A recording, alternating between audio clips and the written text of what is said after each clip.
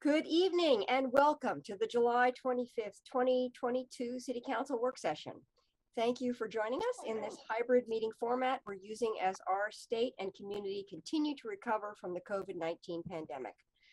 For work sessions like this one, where there is no opportunity for public comment, those wishing to access the meeting can do so by watching the live stream available on our website, the broadcast on Comcast Channel 21, or by calling in to one of the phone numbers listed for this meeting on the public webcast and meeting materials web page. And recognizing that this is a slightly unusual way to do things in that my chair is empty and I am on a screen. So I am still testing positive for COVID, so trying to stay out of the council work session. And I have some spotters in the room who are going to help me get through the meeting and make sure I recognize people appropriately and in time. So thank you all for bearing with me, but I wanted to make sure that Councilor Surratt had ample room to do the work she needs to do as a councilor and not having to do my role as well. And so with that, I formally call this this work session of the City Council to order, and we have a single item of business, building electrification follow-up, and I will turn that over to the city manager. Thank you, Mayor. I was just going to mention that even though we have our single item today around building electrification, it is also a little bit of a follow-up to our meeting last week where we talked about the decarbonization roadmap part 1, as there were a couple of motions that were mentioned, didn't come forward, but we know the two conversations are going to cross over because you were asking questions last week about things that are included in today's packet. And I'm sure you're going to ask things today that were in last week's packet. So we're trying to sort of bring all of this to a conversation. So with that, I'm going to turn it over to Lydia, and she'll kick us off. Thank you very much, Mayor and Council. Lydia Bishop, Building and Permit Services Director. I'm joined by Mark Whitmill, the Eugene Building Official. We also have Matt Rodriguez and Josh Proudfoot here. As Sarah said, we do expect the conversations to cross over.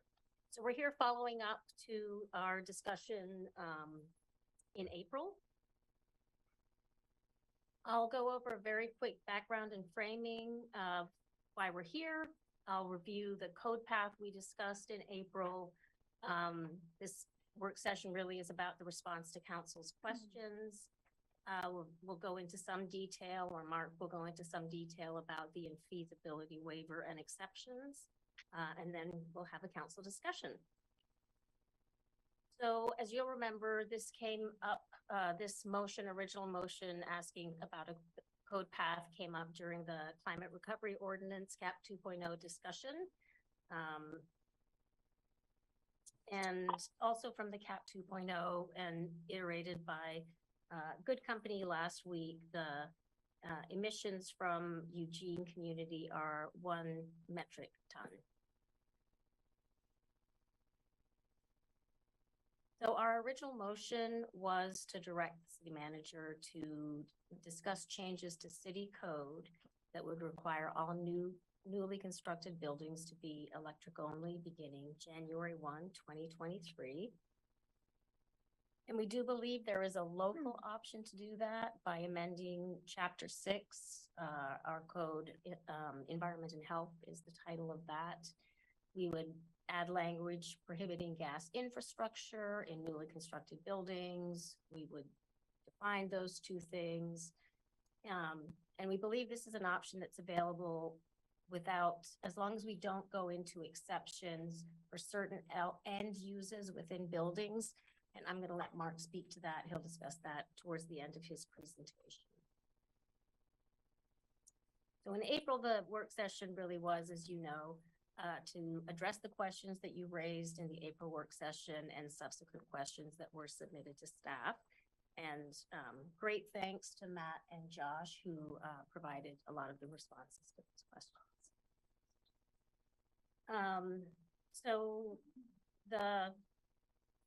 Today we're actually going to focus on the questions that were raised in the AI, the answers to the questions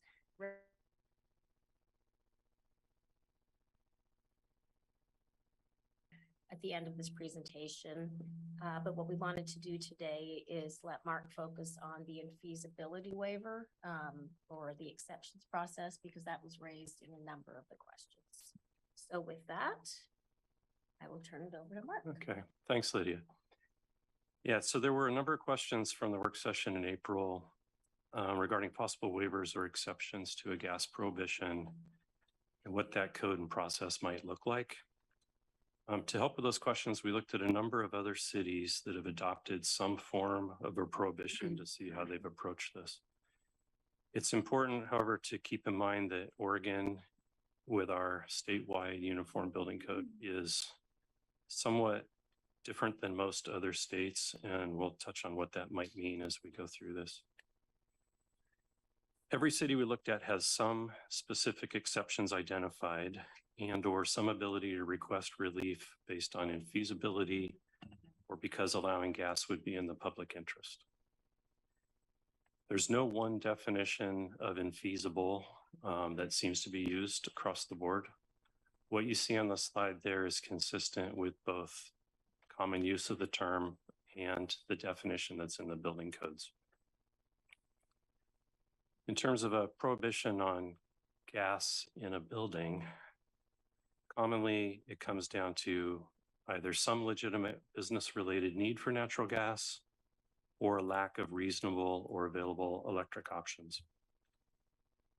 Many cities also provide the ability to claim that allowing gas infrastructure would be in the public interest, or they've adopted specific exceptions using that reasoning.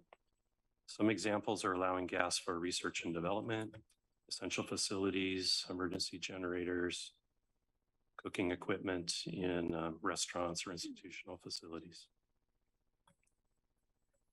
There are really 5 different approaches that other cities have taken to address the potential or the need for potential exceptions or waivers. And so I'm going to go through those, all 5 of those. They can seem a little nuanced, so I'll try to be clear on what the differences are, but we'll have time for questions at the end if I'm not successful. So the first approach is to limit the gas prohibition to building types where electric options are known to be readily available. In this case, the prohibition applies where the use of gas in the building is typically limited to space heating and cooling, water heating, cooking, clothes drying. So examples of those would be 1 and 2 family dwellings, low-rise residential buildings, potentially office buildings. Buildings where feasibility of an all-electric design. Sorry, can I go? Faster than me. So buildings where feasibility might be a question, like industrial buildings, are not included in the prohibition in that approach. So we believe this approach would be within local control for Eugene and could be the easiest to implement. If a prohibition applied only to low-rise residential buildings, for example, there shouldn't be need for an infeasibility waiver or exception process because electric appliances and equipment is readily available, and those types of buildings are already being built to be all electric. Since I referenced low-rise residential, we'll do a quick aside to talk about what's in that term or what we're intending by that. In this usage, we're referring to buildings that are 3 stories or less in height that contain residential dwelling units where the occupants are primarily permanent rather than transient. So this would include 1 or 2 family dwellings, duplexes, townhouses, row houses, triplexes, fourplexes, apartments, and condominiums, all 3 stories or less. Since that is including some amount of multifamily, I want to point out that that's different than how we typically use the term residential in code application or in our permit terminology.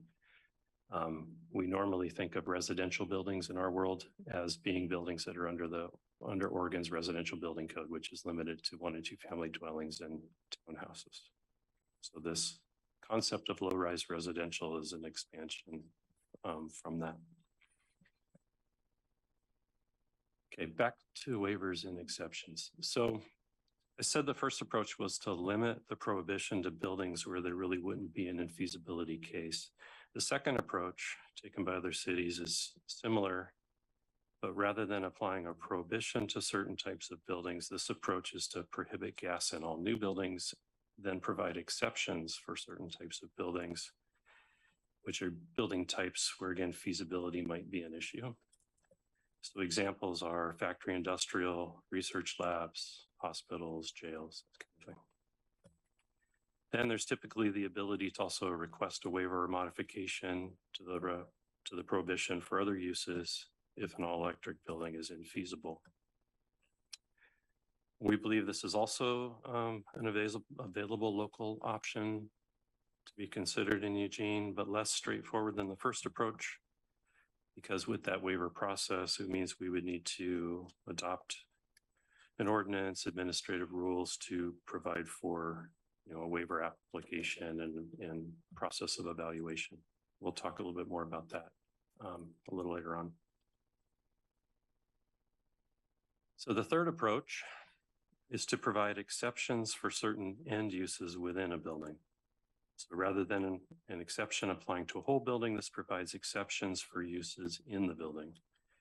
Some examples are commercial cooking, industrial or research processes, and emergency generator fuel. You see the question mark, small, but you see the question mark on this slide.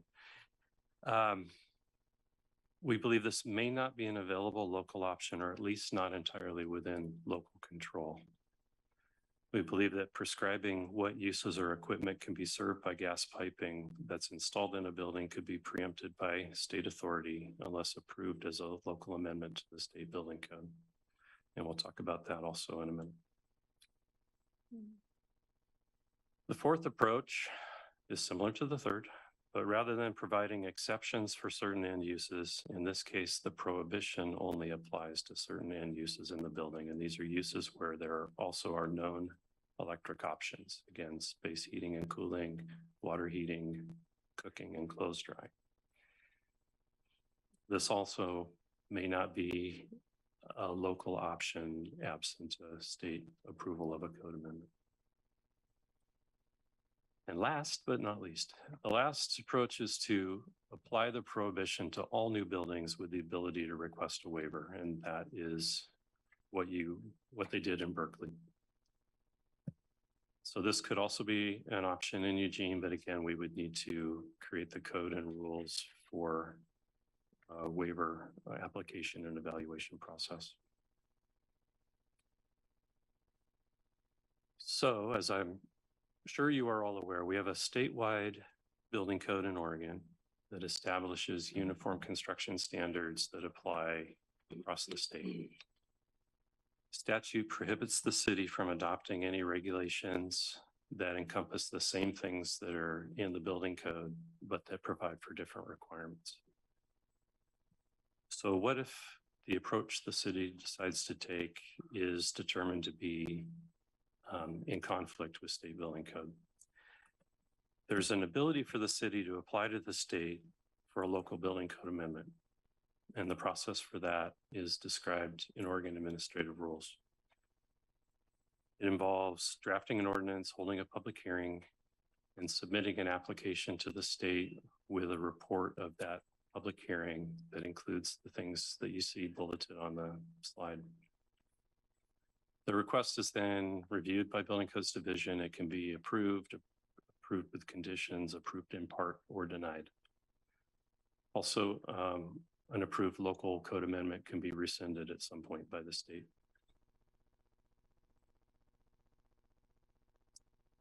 So if the council directs that an ordinance include the ability to request a waiver, some considerations would be: what is the engagement process with local business during our local code development? Under what circumstances would the city receive requests for a waiver? What guidelines and criteria would we use to evaluate that? And then who would make the determination and at what point in the development process? In some other cities, the building official makes the waiver determination as part of the building process. But we would need to have some process that's able to be asked and answered as early as possible in development and design for folks designing buildings. And then, is there an appeals process and what does that look like? All of that is to be determined. Kind of generalizing the process that other cities use for looking at waivers, exemptions, exceptions. The applicant has a right to request an exemption. The burden is on the applicant to provide the supporting evidence, and exceptions are granted only in unusual or special circumstances. Some of the common considerations, jump one, that are identified in other ordinances are: do electric options exist? Is the equipment reasonably available? Are there business-related needs that can't be met with electric equipment? And are there any impacts that allowing gas would have on public health, safety, and welfare? Cost specifically doesn't seem to be a common consideration, though it might be factored into whether electric equipment is reasonably available.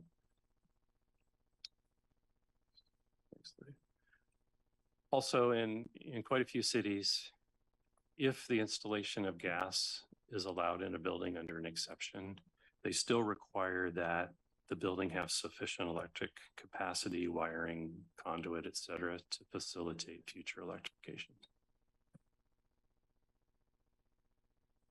And with that,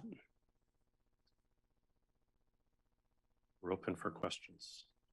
Okay, thank you very much for that. I have to say that I very much appreciated this packet and the information, and appreciated that breakout of the infeasibility questions. And I see the two folks online. I don't know if anyone in the room has raised a hand. Okay, Randy.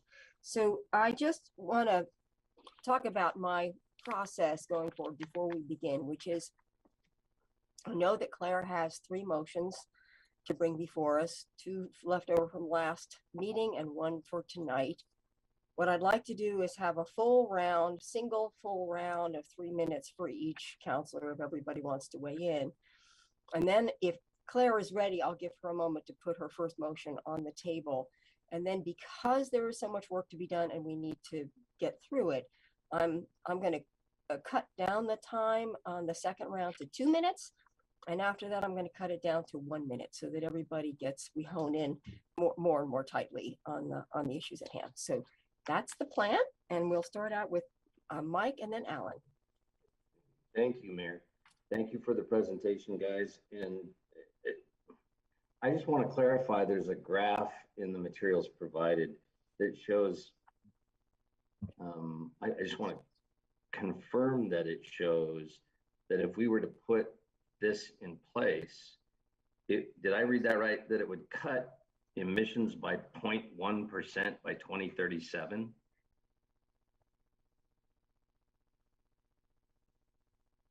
Hello? Is that in the materials, Councilor Clark, from today's presentation, or was that from? In the packet, I believe. Page I 10. can't remember where I saw it. Yeah, page 10. Thank you. And Pardon. that's accurate information? Lydia or anyone who was part of the. Hang on a second. Matt's taking a look at that, and we want to make sure you get the right information, so. I can't see my timer, by the way. Thanks, Councilor Clark. Yes, so basically that graph is from some work that Good Company had done for us in the past, and it is 0.1% for residential, and it's 1.7% for new commercial. So if all new buildings didn't have gas, it would be 1.8% of total emissions in 2037. Right. Can I see the clock just so I know how much time I have, or no? You should be able to put your view on gallery and see it. Yeah, switch to gallery, Mike. I don't want this eating up my time here since we have. It's a your time not Timer running. stopped. You're good. All right, okay. I can't see it right now. I'll just wing it.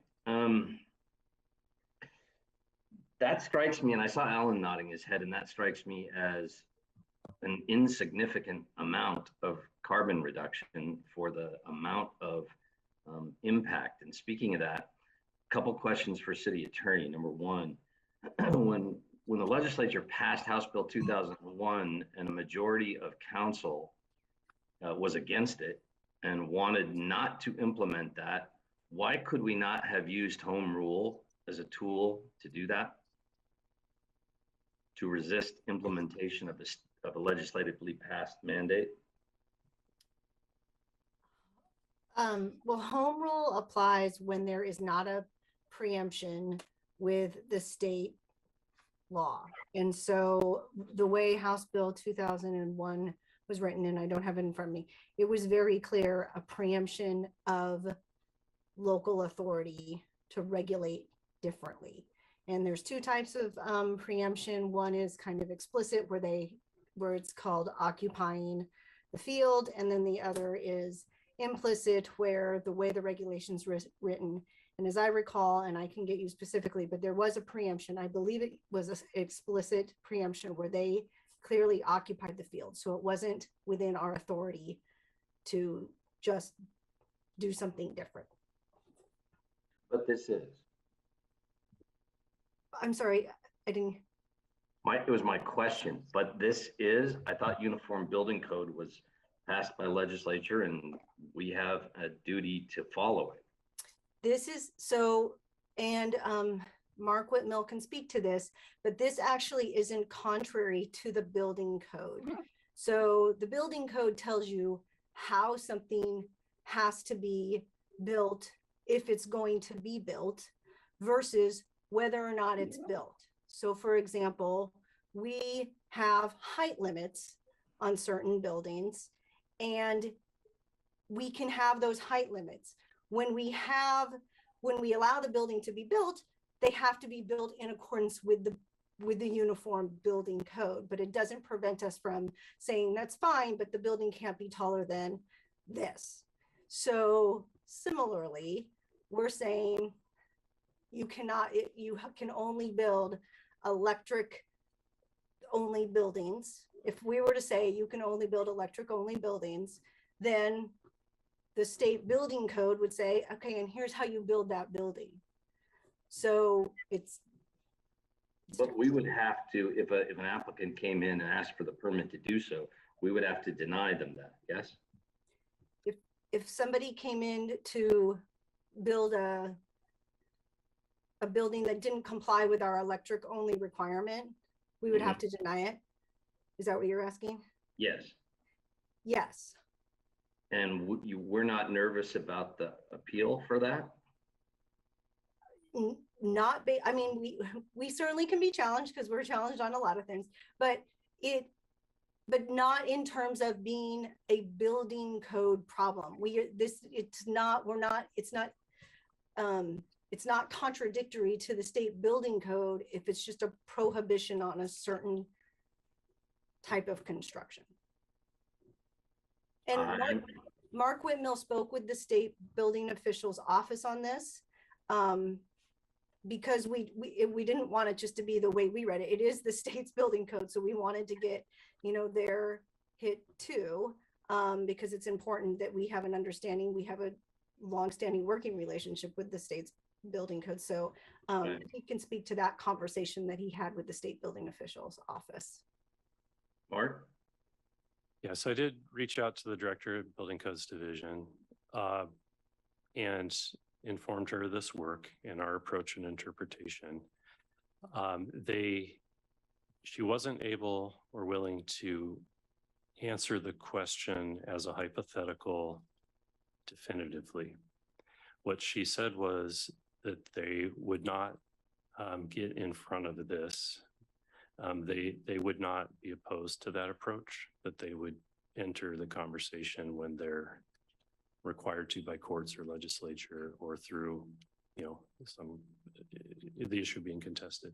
So she did not express disagreement with it.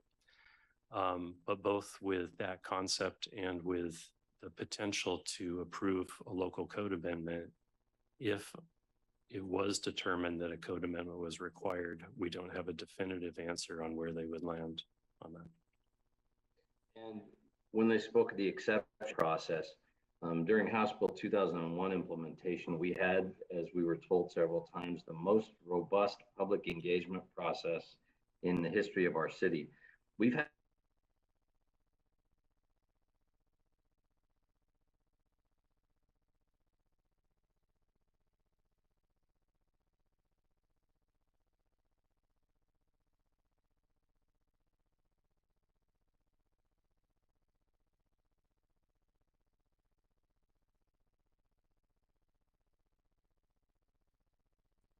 Can direct us to do additional.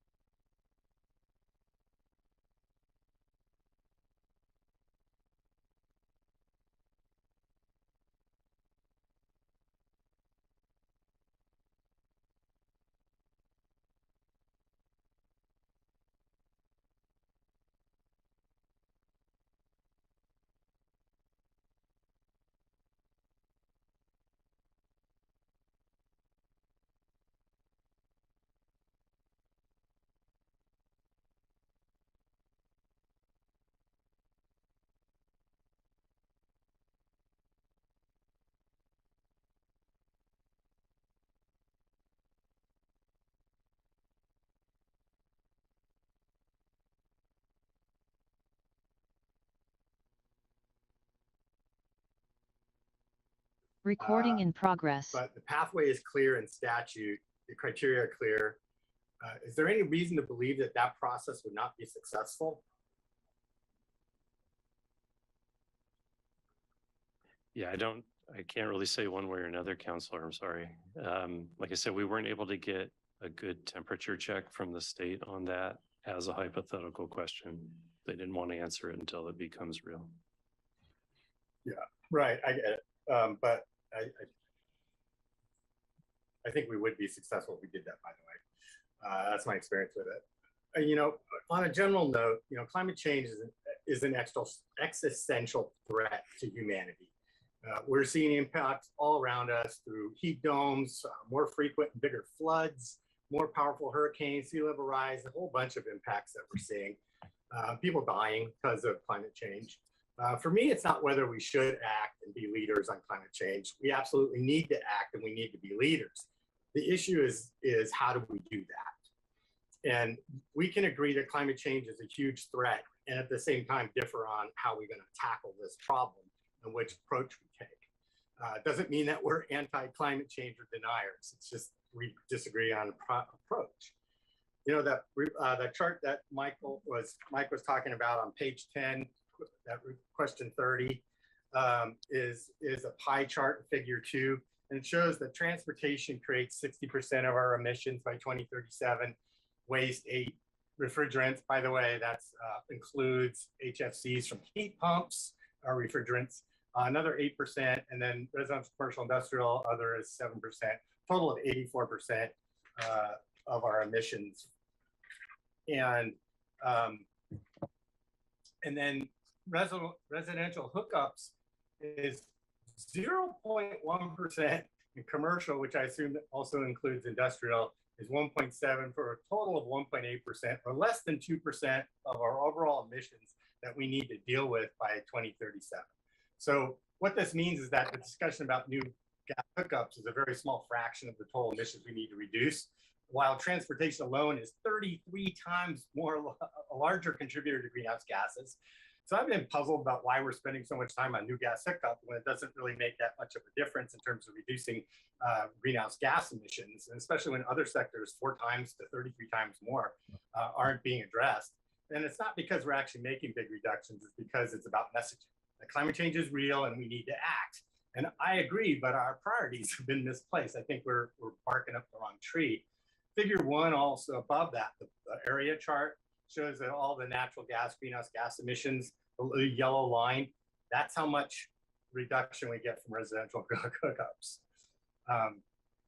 And my interest is to be done with this relatively small issue and move on to topics that make actually a big difference in reducing our greenhouse gas emissions that we need to reduce. And I'll need a second round there. Probably a third round too. Okay, got it. Randy and then Jennifer. Thank you, Mayor. First of all, I agree with what Councilor Clark, the points he was making, and Councilor Zelenka basically took some of what I was going to say about, I just feel like we're lasering in on such a small overall percentage when there's bigger fish to fry out there, using electricity, of course. But this is something that, considering all the angst that's out there in the community and what this can do to our local economy and jobs, I really worry about this. And I still want a better understanding of where the public process is. I mean, we're getting bombarded with emails and letters of people very concerned about this on both sides of the issue. But I haven't heard anything about a public process. Something this large, I don't know why we're not considering referring this to a ballot measure and let the public truly weigh in. This is going to affect so many people in so many ways. And at the end of the day, what is the difference we're actually going to make in climate change? And I also agree with Councilor Zelenka. I think we need to take the climate change piece seriously, but I keep looking at the almost 60% for transportation.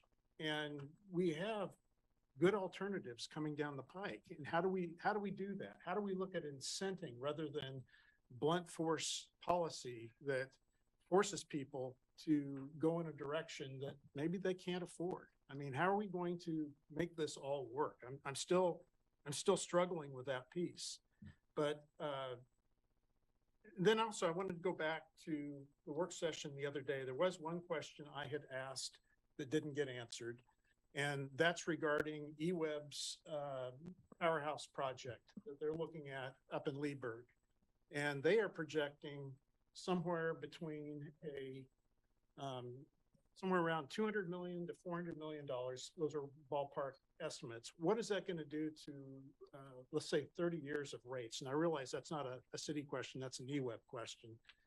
But that's going to be an issue that we need to understand what the cost implications are going to be for our community. And then also, I just want to call people's attention to page 26 of the packet from, this came from eWeb. And they're acknowledging one of the concerns I've had all along.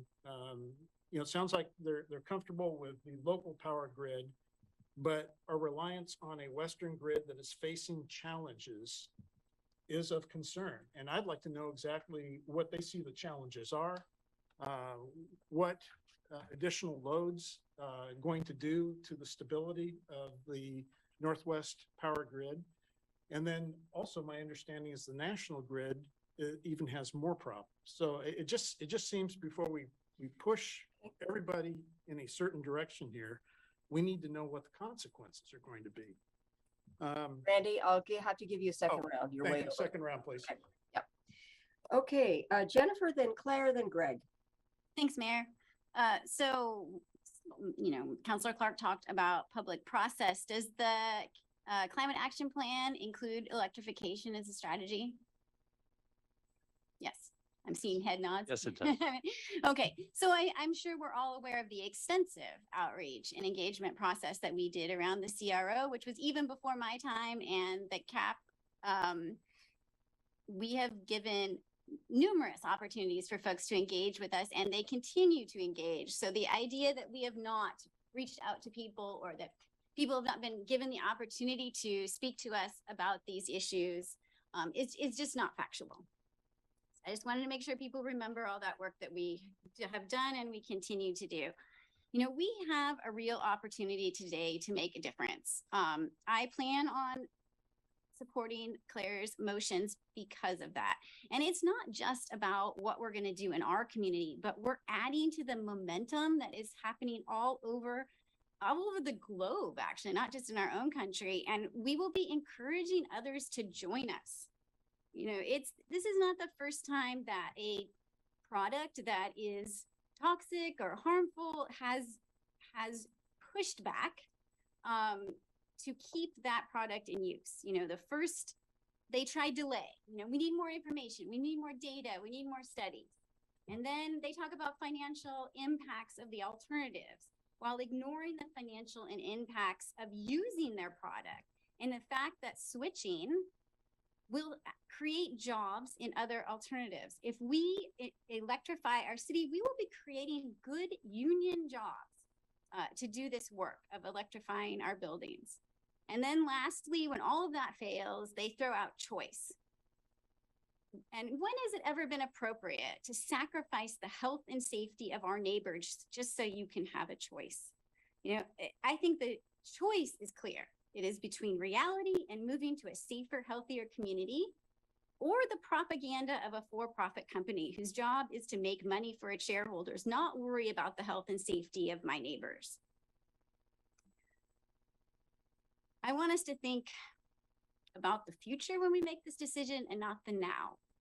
There may be costs associated. We talked about those at our work session, but the costs of doing nothing are enormous, and they're in lives, not just our pocketbook, which seems to me should be much more important. So again, I plan on supporting the motions that are going to be brought forward later today. Thank you. Claire, and then Greg. Thank you, Mayor. So a couple of questions based for the presentation you made. Would our ordinance need to specify that buildings be electric ready, if we had an exception or feasibility waiver system? It wouldn't need to. That would be a choice. I'm understanding. But you said some places say they're electric ready.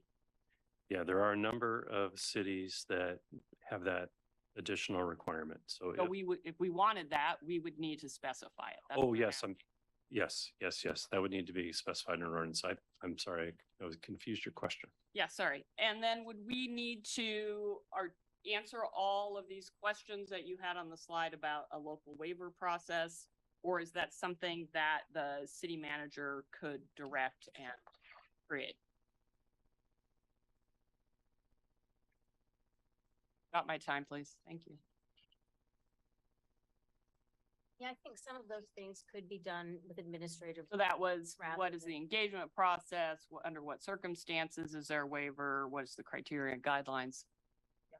That seems like. We could answer all of that unless you had real specifics about, we want it to be this, or that, and then we would be bringing it back to you. Okay, thank you. So on this question of the 1.1%, why are we wasting our time?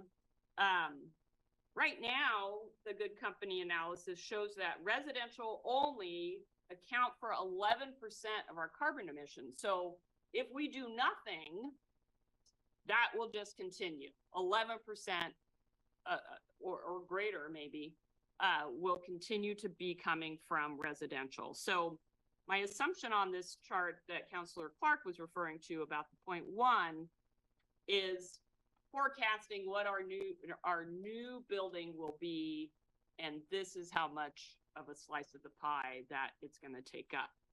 But I think, as Councillor Ye suggested, you know, not doing anything is not an option. We've also received really solid information from reliable sources, including Oregon Citizens Utility Board, that building all new electric is less expensive than dual hookups. So we are not creating some undue financial burden on future residents or residents who want to move into new construction. And in fact, by allowing more people to hook up to natural gas, which at some point is gonna have to be phased out, we are actually allowing our constituents to incur, who are on natural gas, to take on a future financial liability as there's fewer and fewer customers, and the remaining ratepayers have to make up the difference. So it's actually an inverse situation. So I have my motions. I will wait till everyone's had a first round and the mayor is ready for me to put them on the table. I made my impassioned speech for why I think we need to do this. If doing the transportation was as easy as the action we can take here, which is in our power to do, we would be doing it. We're already getting pushback on our bus rapid transit to just look further into that. So it's not going to be that easy to do our transportation pieces of this work. And this is something we can take action on today. Thank you. Greg? Yeah. Thanks, Mayor. Can you roll back in your presentation to option 1?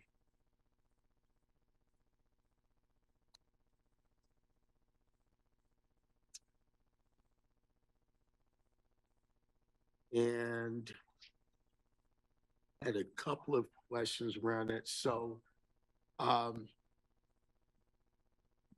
electric options are readily available. So can you kind of go through that again for me, just real briefly, about how we do the limit on the gas prohibition and the building types? Yeah, the idea there is to address cases where you might need an infeasibility process by only having the prohibition apply to buildings where it wouldn't come up. So if you apply it to building types like single family dwellings, where the use of gas in a building is for things like space heating and cooling and water heating, et cetera, where there are readily available electric options, then there is no infeasibility case to be made. So some cities have limited their prohibition only to those types of buildings.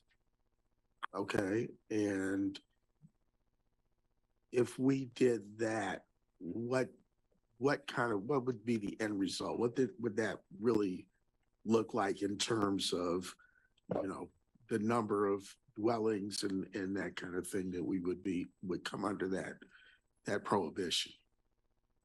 Well, that would be for the council to define, but if it were using our definition of low-rise residential, let's say, it would be all buildings that fall within that. Under 3 stories. Yeah, if you went with that definition, and that would be all of those new buildings that are submitted for building permit after whatever the effective date of the ordinance was. So could we require, second question, could we require an EIS to be part of the evaluation where it doesn't seem to be now? You could have that as part of the ordinance, sure. As part of the ordinance, okay. And then based on what your research has been, with the implementation of these electrification ordinances have been in other cities. What's been the general time period between the time the ordinance passes to implementation? I don't know the answer to that. Does anybody have any idea? Because right now, in Councilor Syret's motion, we're putting out the date of June 30th of next year.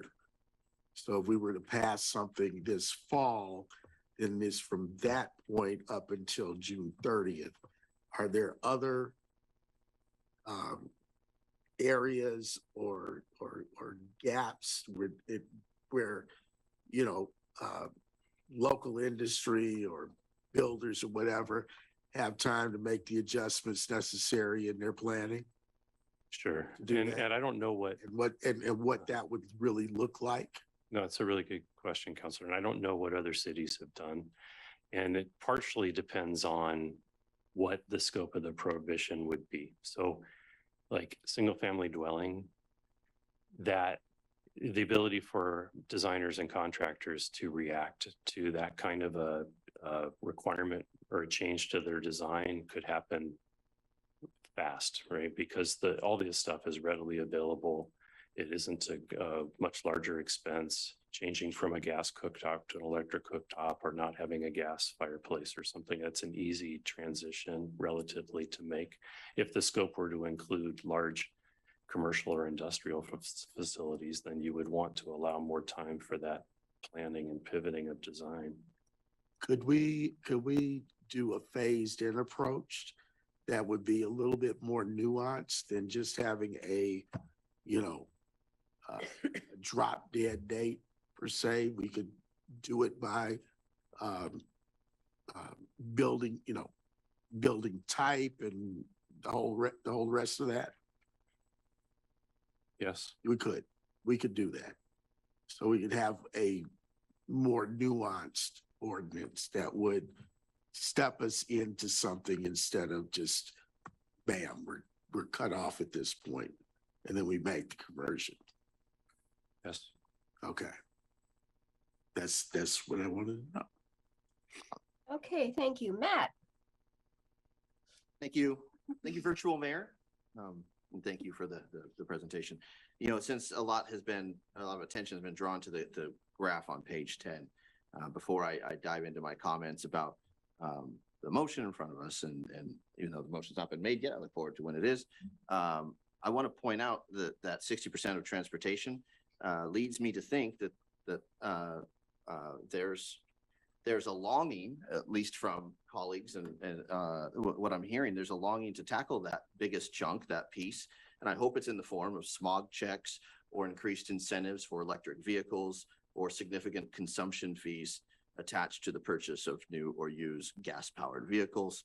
And whether those answers are at the municipal or the state level, I hope that we can rally such a concept. Angst has been heightened by a less than honest broker, the fracked gas industry.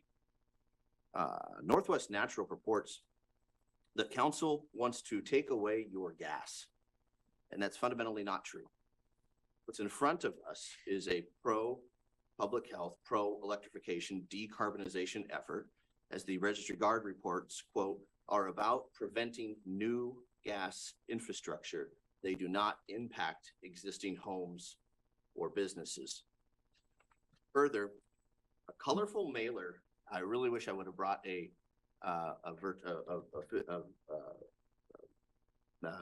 prop or an aid, a visual aid today, but a colorful mailer that I received in the mail just this last week indicated that every resident has a choice. Every resident has a choice, and that is patently false. So I can think of about 50+% of the residents in this community who rent who have no choice, my families among them. We have natural gas for heating and cooking, no choice, and we have electric, both an e-web and a natural gas bill, no choice. So not every resident has choice. It's patently false.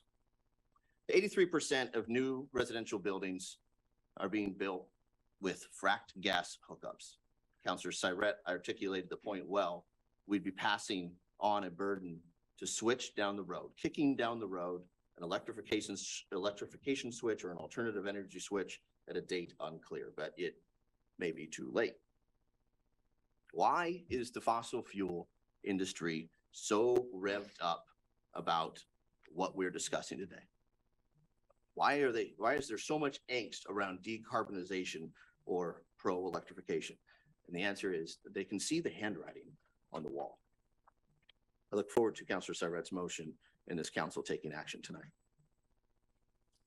Okay, thank you. I have heard, but all from one counselor. I don't know if Councilor Surratt or Councilor Semple needs a first. Not at this time, Mayor. Thank you. Okay, just want to make sure I wasn't missing you. So Thank you. I'm just gonna insert myself in here for a minute.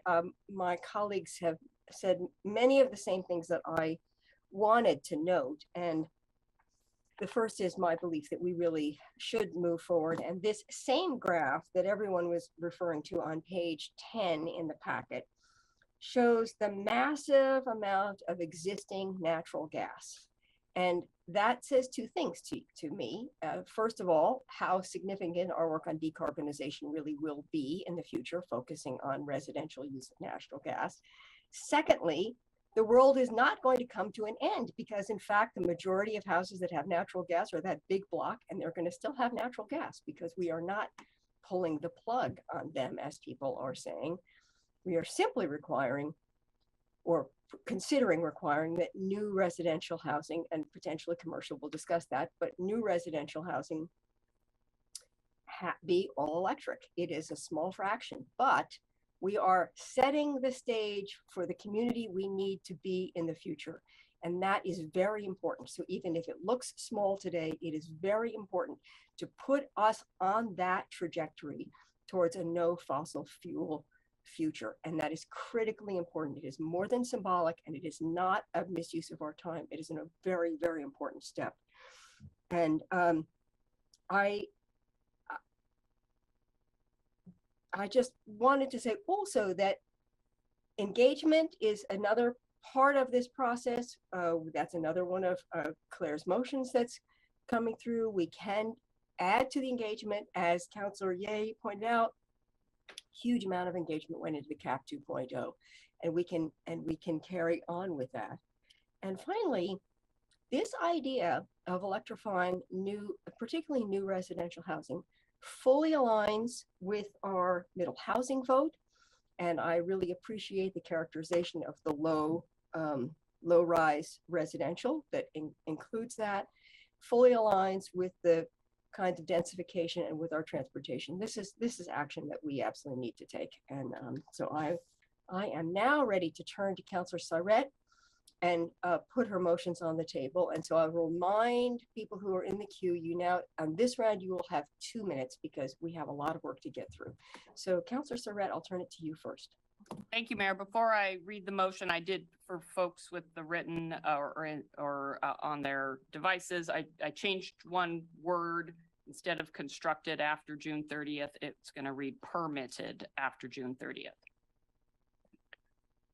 Move to direct the city manager to draft an ordinance prohibiting natural gas and other fossil fuel infrastructure in new residential buildings permitted after June 30, 2023, and new commercial buildings permitted after June 30, 2024, and schedule a public hearing in the fall on the ordinance. Second. So I'll take my 2 minutes to speak to this. So I appreciate the conversation. I appreciate the consternation. I appreciate the comments, particularly of Councilor Ye and Councilor Keating, around some perspective on what we've done to bring ourselves here as far as a community with our climate recovery ordinance and all the work that has gone into our climate action plan, and the fact that we need to stop burning fossil fuels. It is killing us. It is killing thousands of people across the world. And we, as a small, medium-sized city, need to do our part. And this is the opportunity to do our part. And as I said in my prior comments, you know, if we could be really solving the challenge of reducing transportation emissions, we'd be working on that today. But this is an action we can take on new construction, setting a space for the future to not include burning fossil fuels in new buildings. I will also say I have put these motions out in order for us to deliberate around them. I am open to conversation, potential amendments, but I'm not open to doing nothing. So that's the flag that I have planted here. Thank you. Thank you. I'm just going to turn to the city manager who wants to provide a clarification first. Yeah, I had caught the constructed term and Mark caught my permitted term. So sorry about this. And it won't change your conversation, but I think there's a nuance of how we do work that it really makes sense to have it be a date after which people apply for permits. Because if it's permitted after or construct, it's really hard for us to figure out what that actually means and for developers to figure out what that actually means. So if it says applied for permits. Sorry, let me try it. So residential for which permits are submitted after June 30th. That would work. Thanks. Sorry about that. That's all right. And same for the commercial.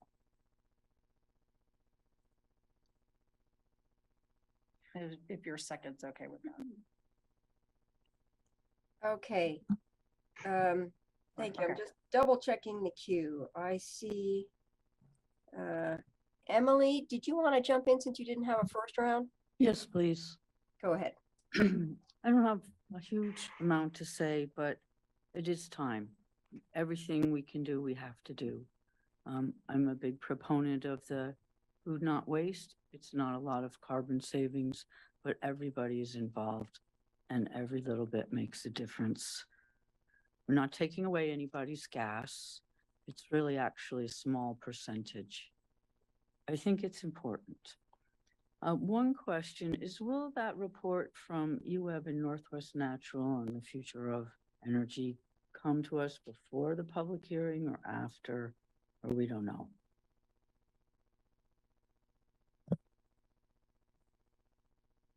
Councilor Semple, if you're talking about parts 2 and 3 of the decarbonization of buildings report that Good Company's working on, we do expect No, to have I that. think Are you talking about the integrated resource plans? the renewable gas and things that aren't UWeb and Northwest Natural working on? Yes, so those are their updates to their integrated resource plans. Northwest Natural, our understanding is supposed to have the first draft of the update out either later this month or in August.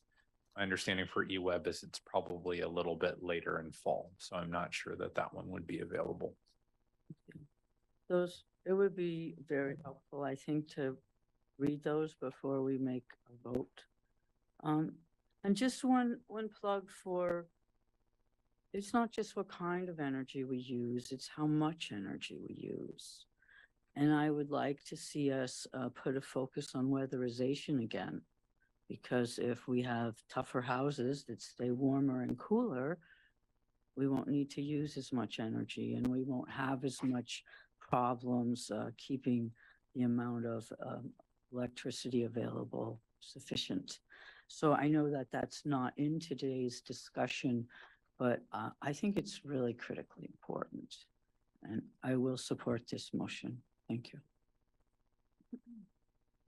Okay, thank you. Now I have Alan, then Randy, then Mike.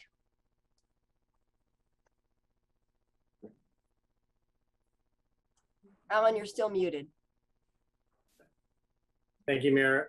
As the author of the Climate Recovery Ordinance and working on reducing greenhouse gas emissions for over 2 decades, we do need to stop burning fossil fuels. That's kind of the bottom line.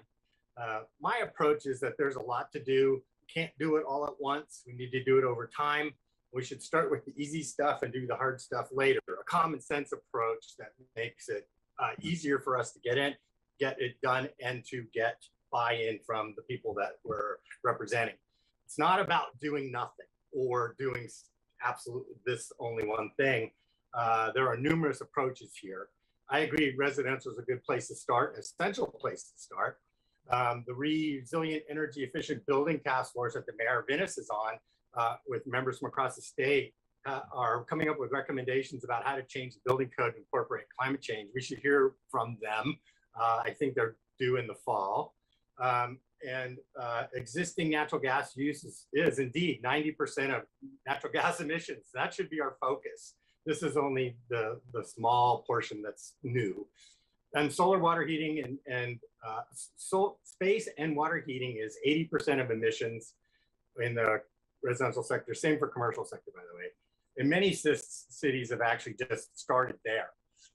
We added pool heating to be 93. So my suggestion is apply for a building code amendment that would allow us to be more surgical on prohibiting end uses and on that. And with respect to commercial, I favor that more surgical approach too, and applying for it to certain types of buildings initially, retail, office, hotels, manufactured or multifamily housing, and then work on the rest.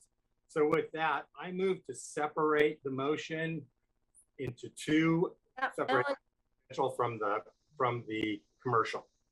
Alan, could you hold that and let us go for a round before you move to change this?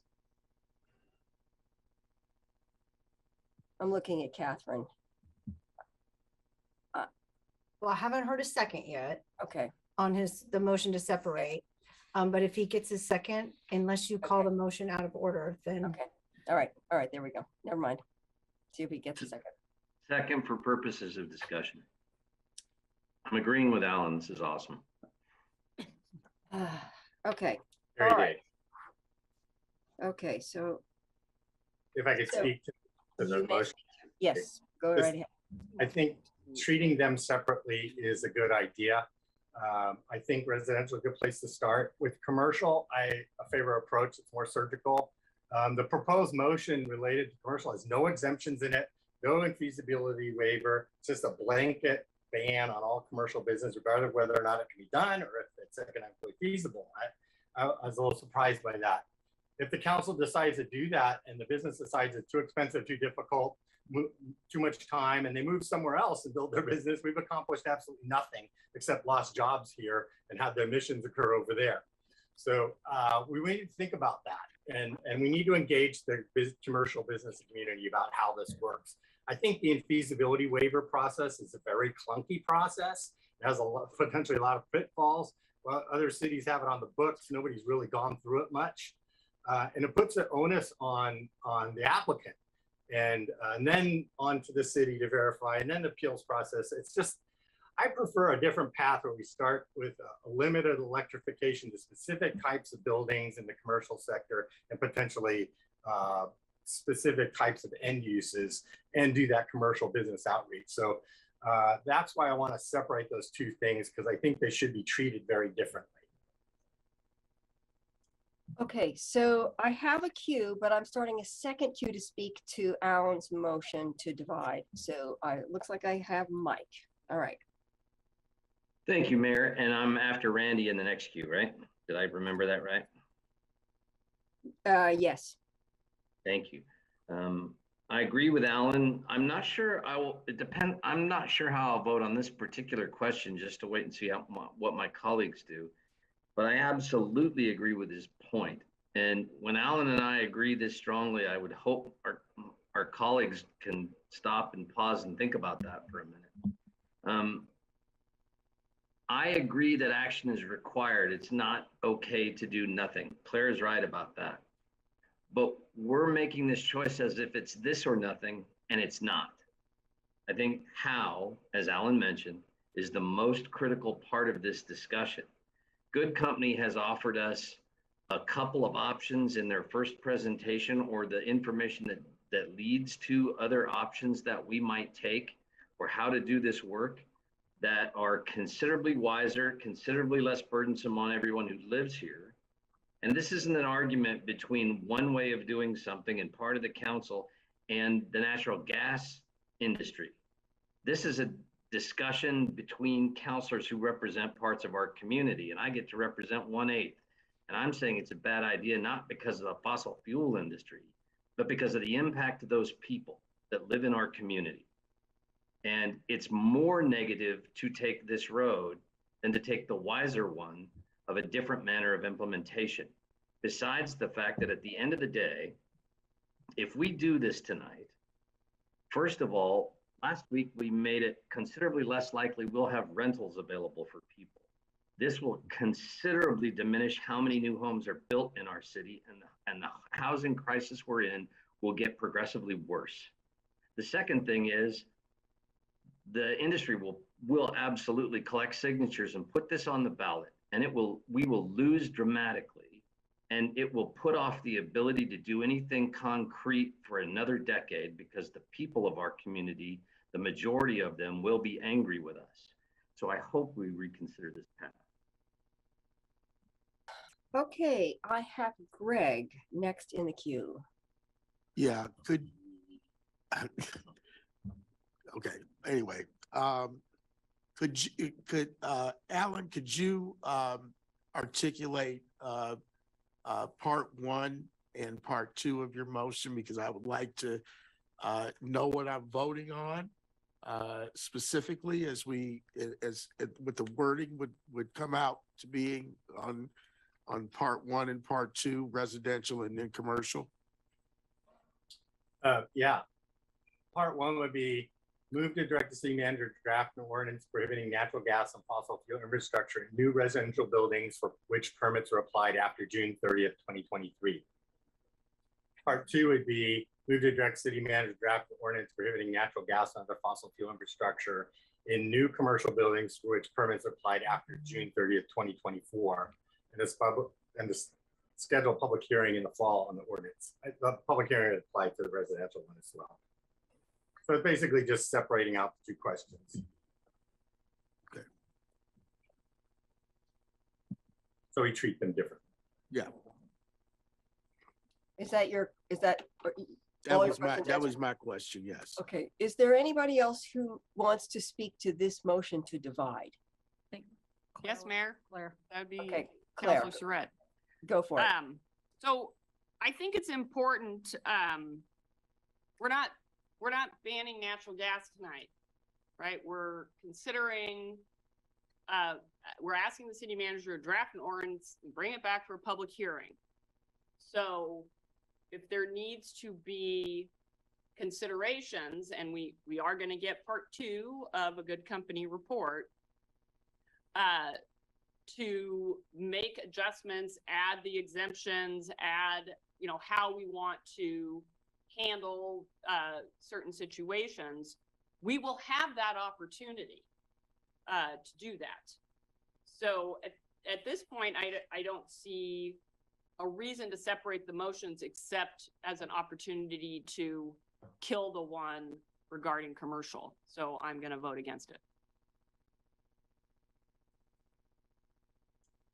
Okay. Councilor Keating. Got him. I've got has him. his hand. I've got him. Councilor Keating, go for it. Super quick, Mayor, thank you. Mark, when you talked about in the apply a gas prohibition to all new buildings on page.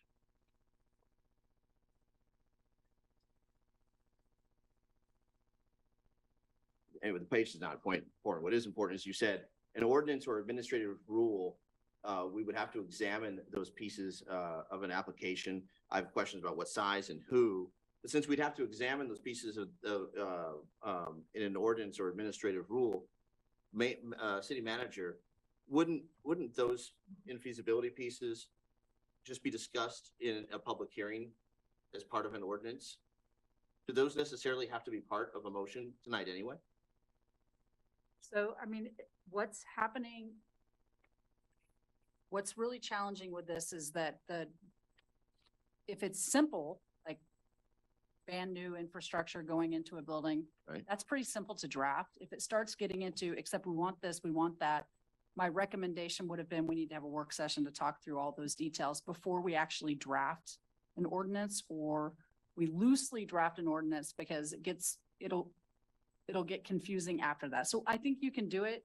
You can have the public hearing, you can hear what people have to say, you can decide if you want to have all of those in feasibility, and then we'll probably need to come back with a second draft if you do that. That's great to hear. And if it's got a lot to it, you may need to have a second public hearing. So those who might be having some heartburn can simply recognize that you have the tools in your toolbox to do the very thing that they're asking for, even though it's not necessarily being codified or not codified, but it's not being lifted up in this particular motion.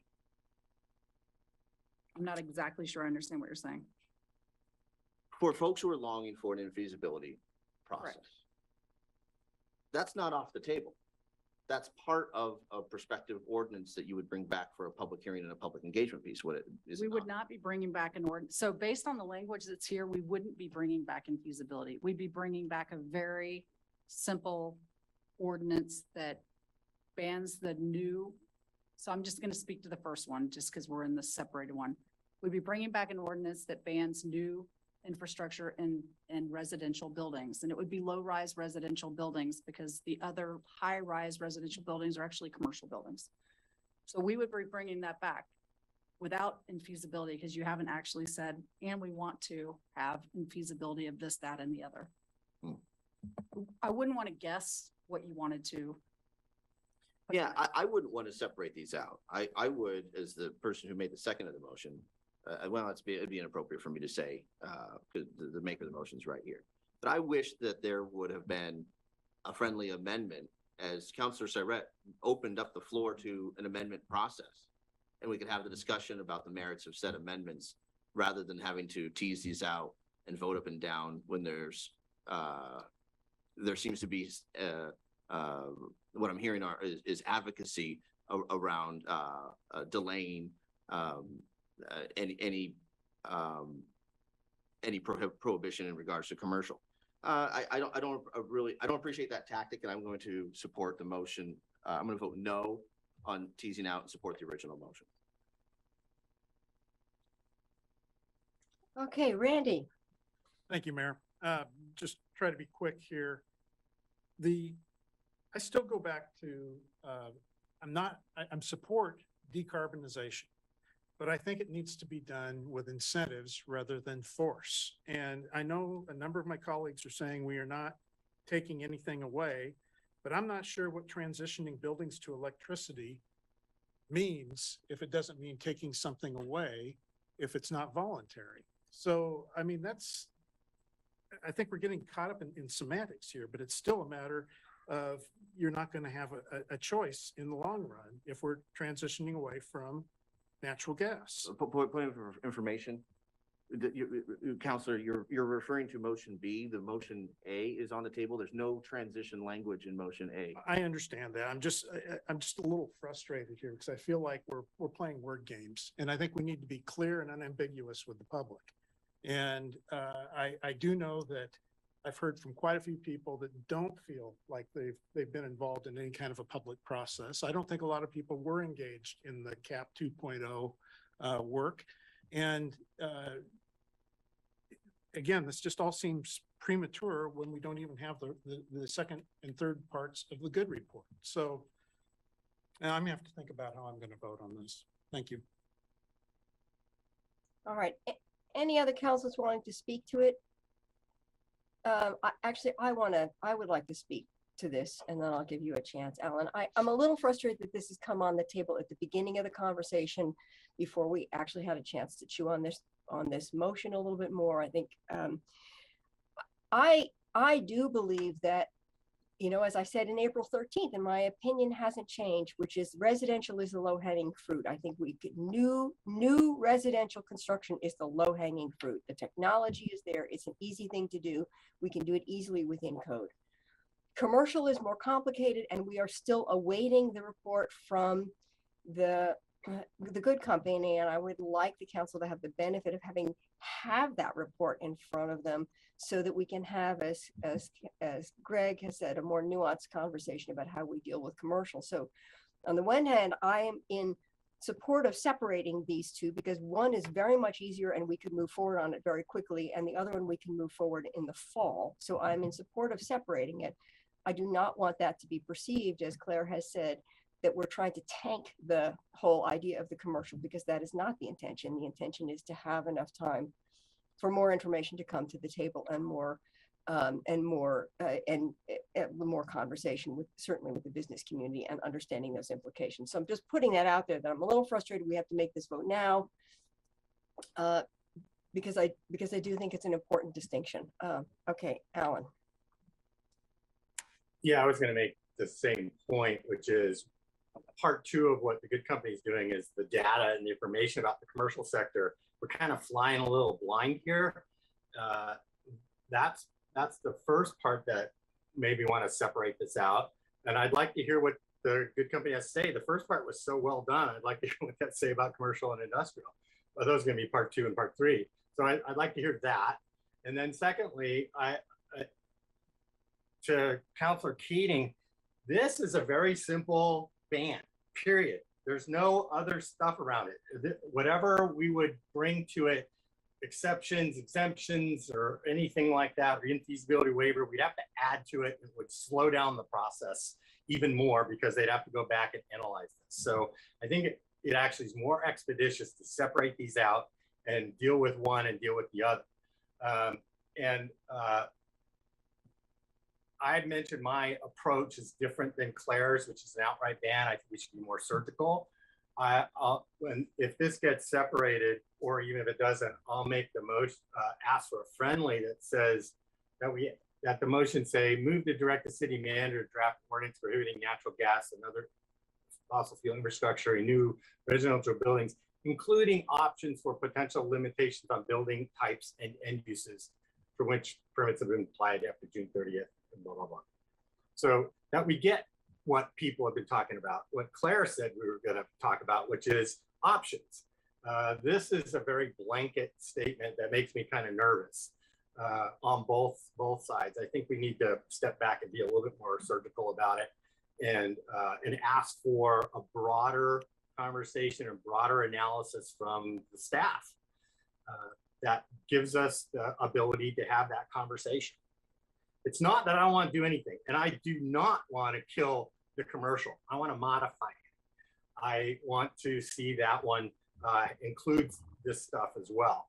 So that's where I'm coming from. It's not an attempt to kill it. It's an attempt to make it more friendly towards moving forward. Okay, I see Greg would like to say something more. Yeah. And Claire, okay.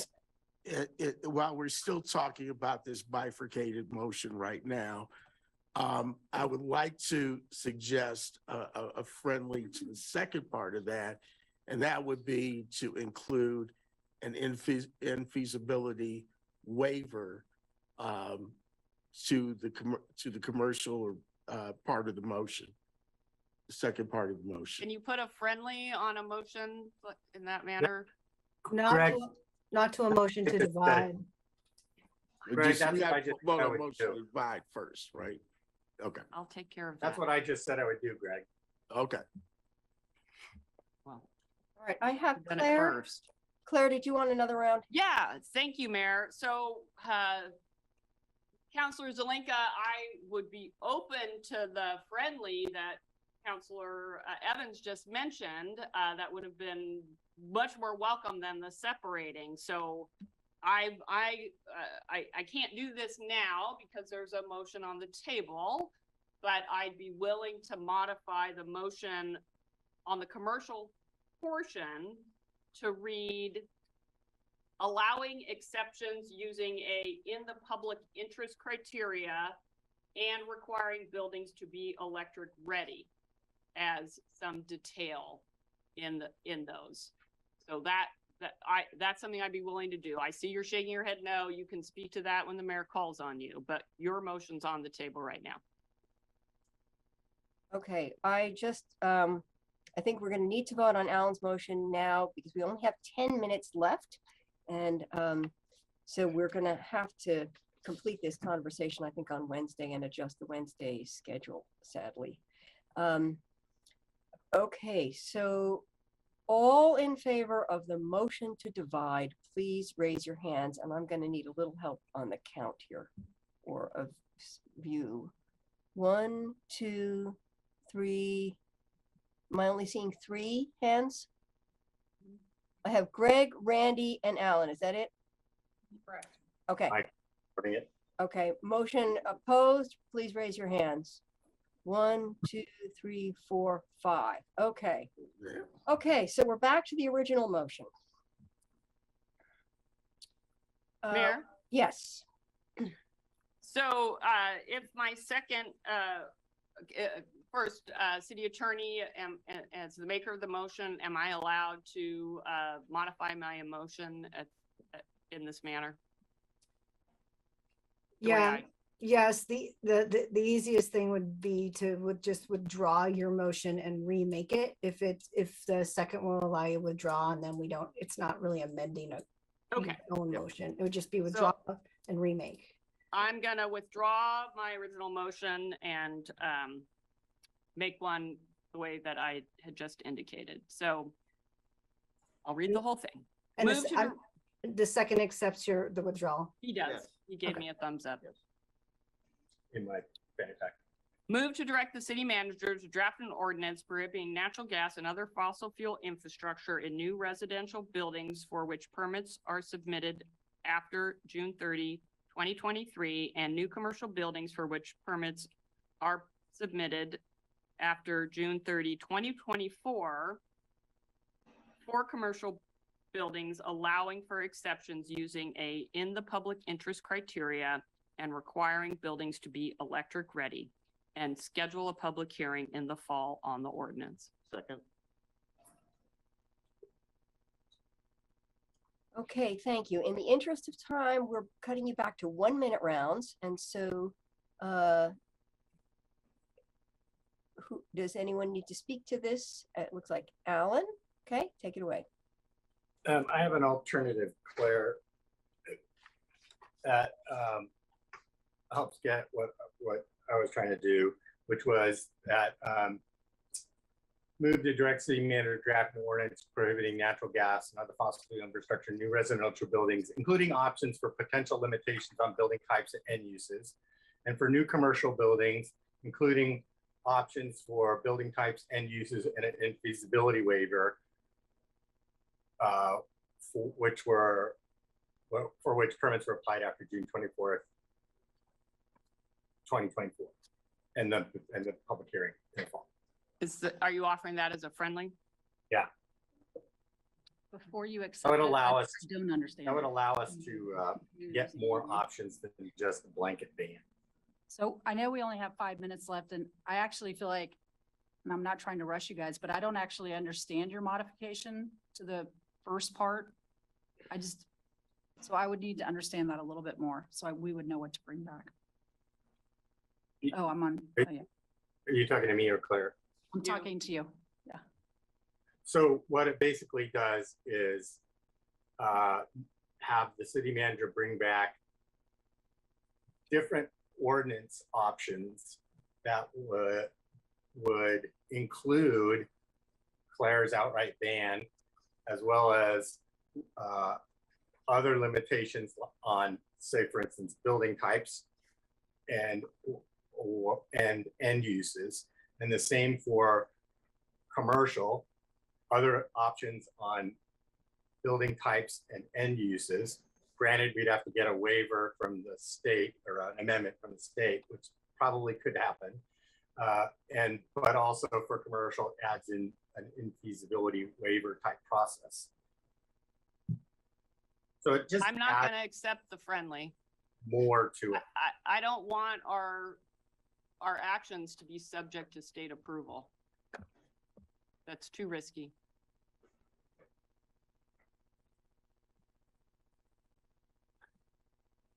Okay. Mayor, I could move to table. It doesn't, just as an Till Wednesday. Listen, let's ring this out to the last 5 minutes at the least before we move to table to Wednesday, since the conversation is moving forward. And I know Emily has her hand up, and I see Mike has his hand up. I'm gonna have to wait a second for my thought to come back. Mayor, I think, do you want? do you want Okay, her to call all right, someone else? Emily, Yes, do you need a? yes, yes. You got I'd it? like you to Move on, call on please. someone else and come back to her. No, Emily sounds like she got it. No, No, no. yes, no, just call on someone else and come back to her. Okay, well, the someone else then is Mike. Yeah, I want to understand the initial presentation better to understand Claire's last statement. I'm not criticizing her statement. I'm not being in any way confrontational. I just, so that the state could be less, I don't want to even repeat without hitting the words exactly correctly. I'm sure the city attorney heard that. And what I want to know is, based on the presentation from, especially the parts from Mark, I want to understand what that means. That the state would have less ability to have a say in what we're crafting here. And I'm not sure Mark's still available to answer that. Well, so one is an actual state established process in which we are seeking a local amendment to the state building code. And the other is we do, and so if we're doing some change to kind of the end user within a building, those types of things, the proposal would be those would go through that state building code amendment process for a local amendment. And there's already a process for that. The other type of the original motion that Councilor Sayret made, which was just, you know, ban natural gas and fossil fuel infrastructure, that does not implicate the building code. That's our reading and our position on it. And that, so we wouldn't be going down that path of that state established building code amendment process. Do you think it's in any way problematic for us legal or otherwise to have legislative intent on the record that we're trying to avoid that? We've actually been very clear when we've spoken with the state building official. This is how we interpret it. And so we're not trying to hide anything from the state there. This is what we said. We interpret a outright prohibition on gas infrastructure is not implicating the state building code. And we were clear with them because we certainly wanted them to say, you know, wrong. I mean, we were not seeking to hide, to not be clear about that. That's the way we interpreted it. Did anybody object to that on that basis and give you that kind of feedback that you may be not incorrect on that analysis? I'm sorry, I didn't hear. Did anyone give you any feedback or response to that interpretation that disagreed with that assumption that you made about the city's position? Councilor Clark, I'm still here. Yeah, I'm still here. Like I had said earlier, the response we got back from building codes was that they would not step up to oppose or disagree with that interpretation, but that the definitive answer would happen when in court. So in other words, as soon as someone pushes back on us legally, this question is gonna get drawn out for quite a while, I suspect. Mike, I'm sorry, you're way over and we're running short of time. So, Councilor Semple's ready. okay. Emily, Thank take it you. away. I prefer Claire's original motion. I think we're adding too many things into this from the beginning when we don't really understand them all. And this is a first step, maybe it's the last step, but we're asking for some more information and a potential ordinance to come back and then a public hearing. It could end right there. It could be changed many times. So I think we're maybe getting ahead of ourselves by putting so many extra parameters into this motion. And I'll be against changing that because I think there's still time. Thank you. Okay, Alan, I'm not going to call on you right now. I think it's 7 o'clock. Claire, do you want to move to postpone this? Yeah, I'll move to postpone to our Wednesday, July 27th work session. All right, all in favor, please raise your hands. 1, 2, 3, 4, 5, 6. You're so tiny down there, I can't see. I think I got 7. I read, 8. 8. Okay, thank you. Everyone agreed. I think that is the wisest move rather than trying to race through this when there's still a lot of confusion. So, Claire, thank you very much for bringing those motions to the table. Thank you all for your consideration, and Lydia and Mark, thank you very much for helping us walk through this. So with that, we are adjourned, and we'll see you at 7:30.